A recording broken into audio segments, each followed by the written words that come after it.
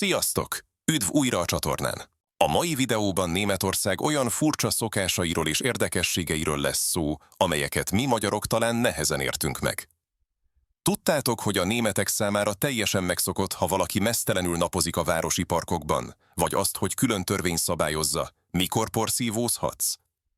Maradjatok velünk, mert ma olyan titkokba avatunk be benneteket, amelyeket csak a helyi németek ismernek igazán.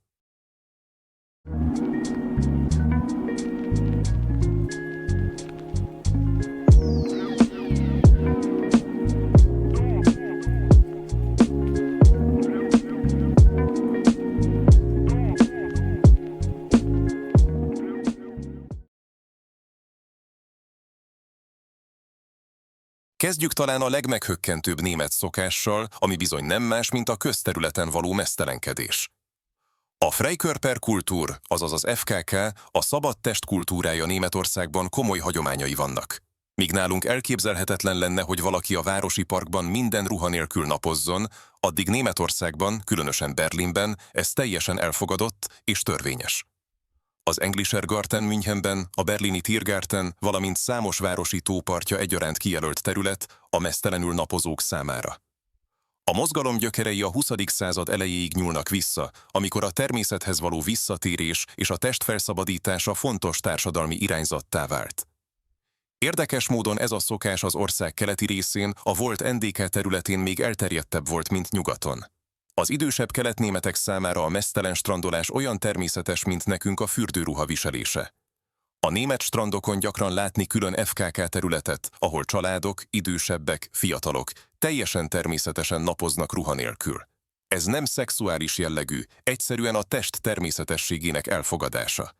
Sok turista megdöbben, amikor először találkozik ezzel a jelenséggel, különösen ha olyan kultúrából érkezik, ahol a meztelenség erősen tabu. A németek számára azonban ez a szabadság és a természetesség kifejezése, ami mélyen gyökerezik a kultúrájukban.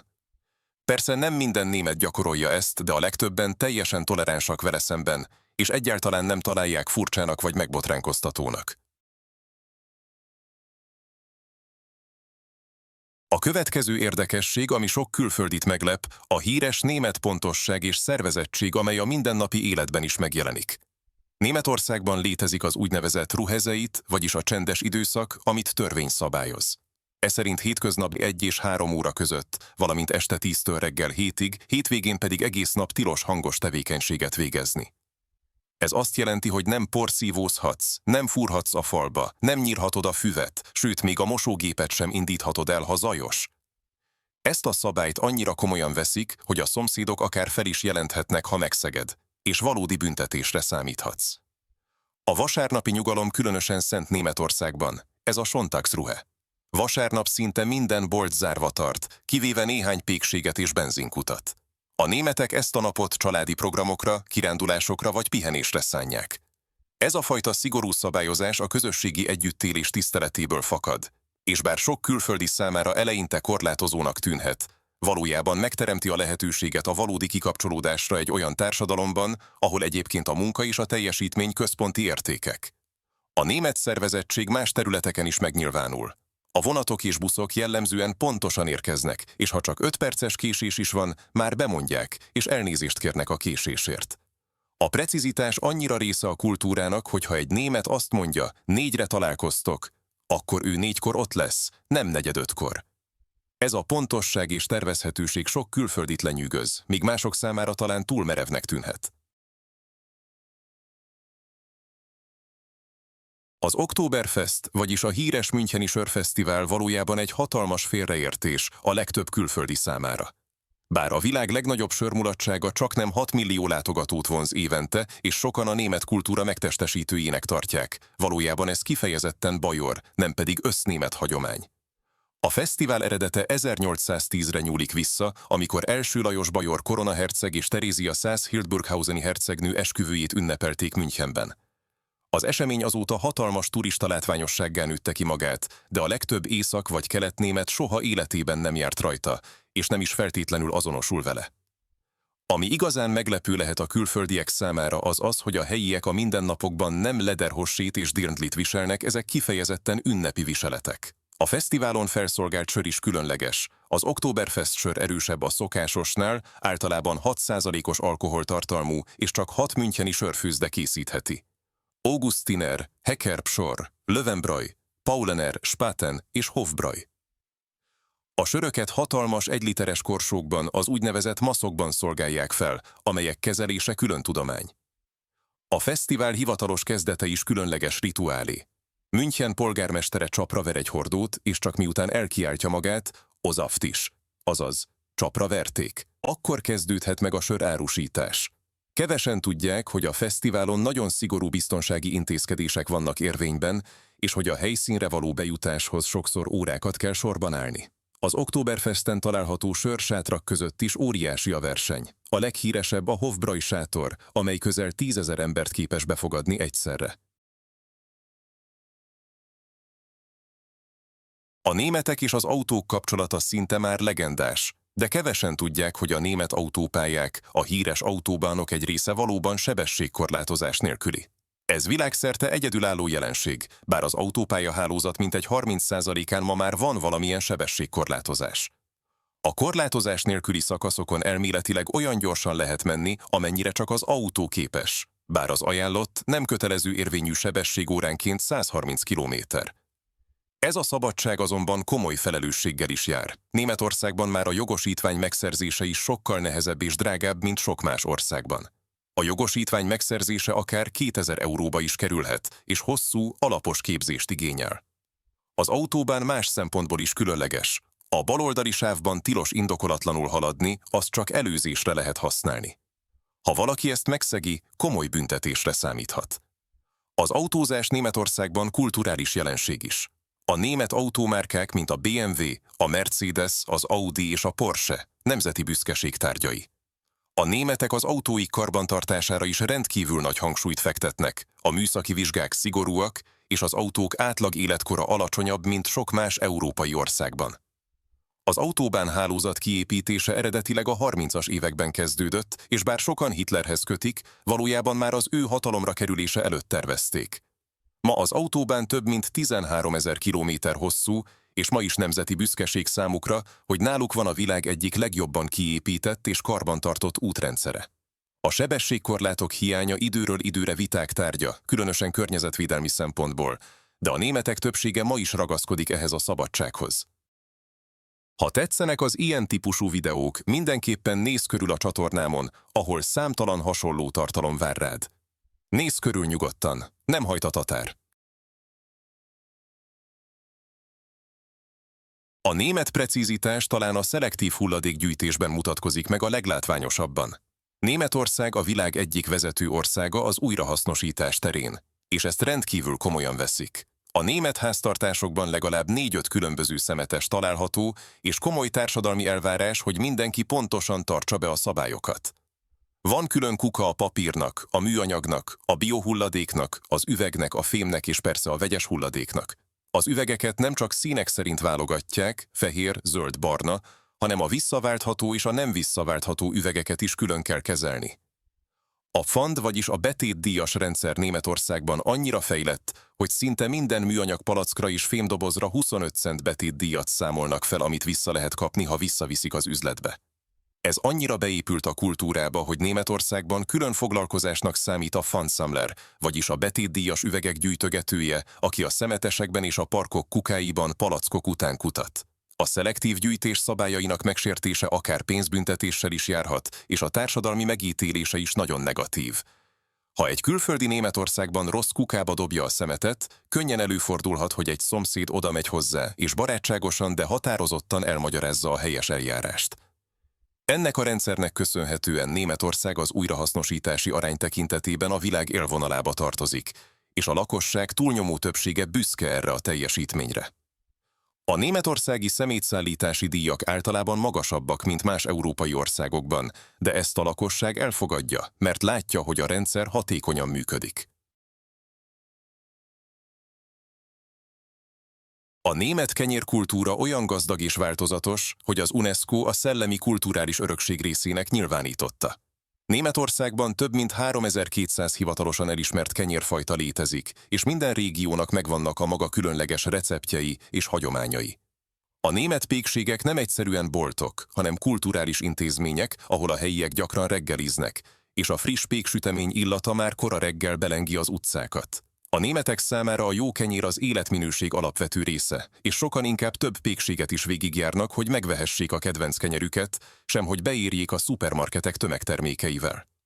A hagyományos német kenyerek többsége kovászos, rozsliszttel vagy rozs és búzaliszt keverékéből készül, és sokkal sűrűbb, sötétebb, savanykásabb, mint amihez mi magyarok hozzászoktunk.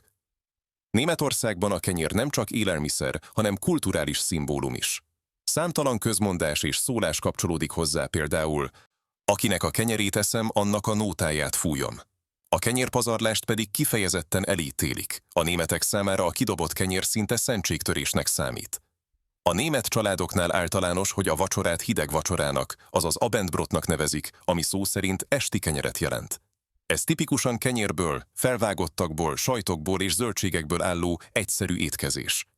A kenyérhez való ragaszkodás annyira erős, hogy a külföldre utazó németek gyakran visznek magukkal otthonról kenyeret, mert tartanak tőle, hogy nem találnak megfelelő minőségűt az úti céljukon.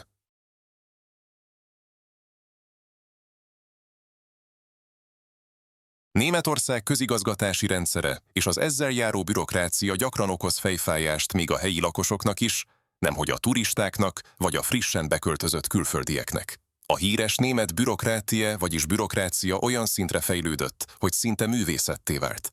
A német hivatalok rendkívül szabálykövetők és minden ügyhöz hiánytalan dokumentációt, pecsétet és engedélyt kérnek.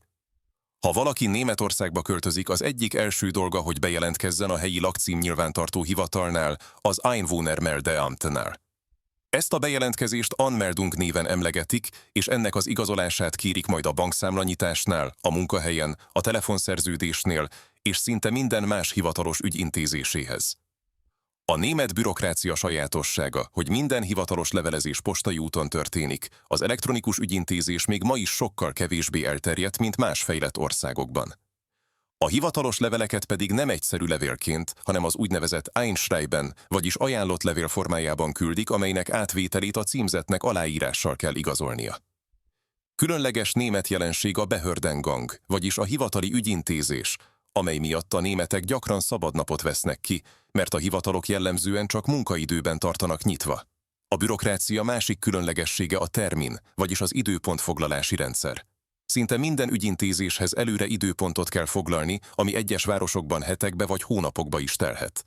Bár a digitalizáció lassan a német közigazgatásba is beszivárog, a németek továbbra is ragaszkodnak a papír alapú dokumentumokhoz és a hivatalos pecsétekhez, amelyeket németül stempelnek hívnak, és amelyek szinte szentek a hivatali ügyintézésben. Mielőtt folytatnánk, számomra majdnem ugyanennyire meglepő tény, hogy a videónézők több mint 90%-a nem iratkozott fel a csatornára. Szóval, ha érdekelnek az ilyen típusú videók, kérlek iratkozzatok fel, ezzel is támogatva a munkámat, hogy minél több és minél érdekesebb videókat tudjak készíteni nektek. Szóval nyomj rá a feliratkozás gombra.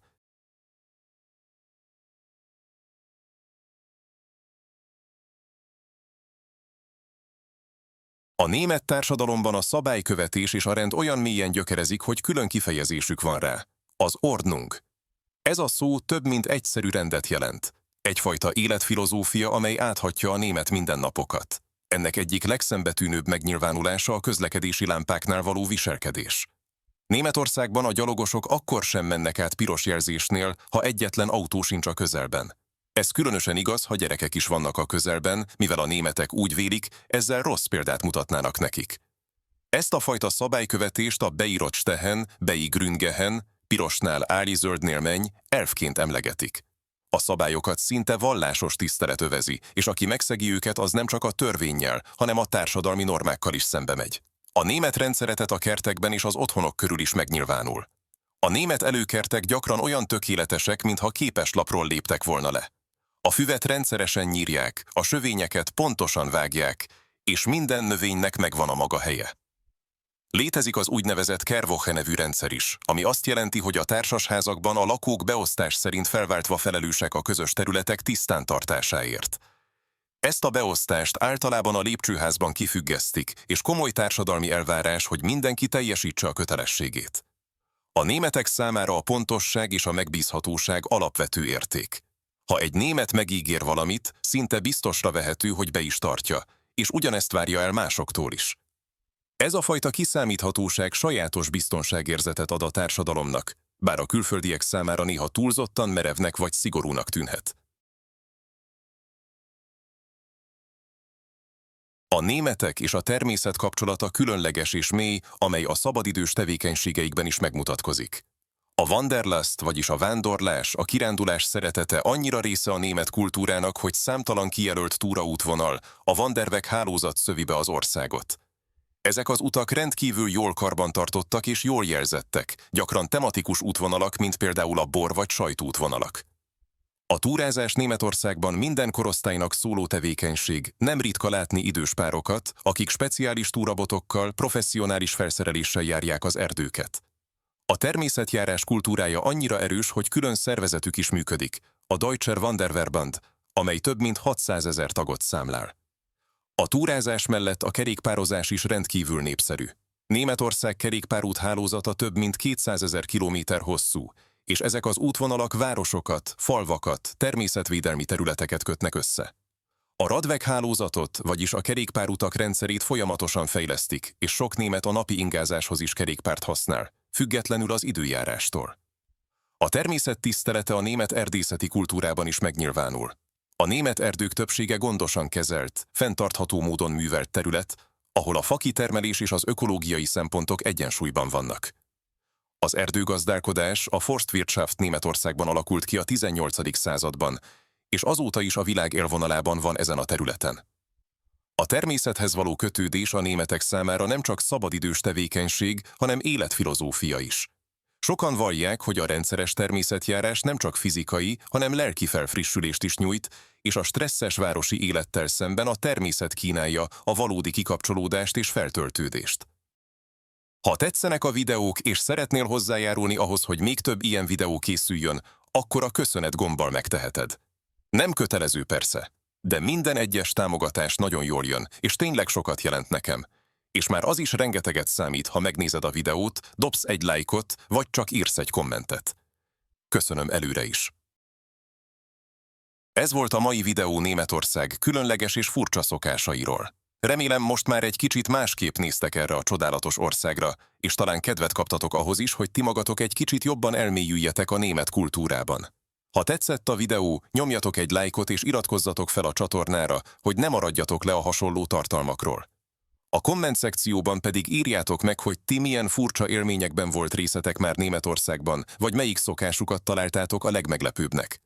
Köszönöm, hogy velem tartottatok, hamarosan jövök egy újabb videóval.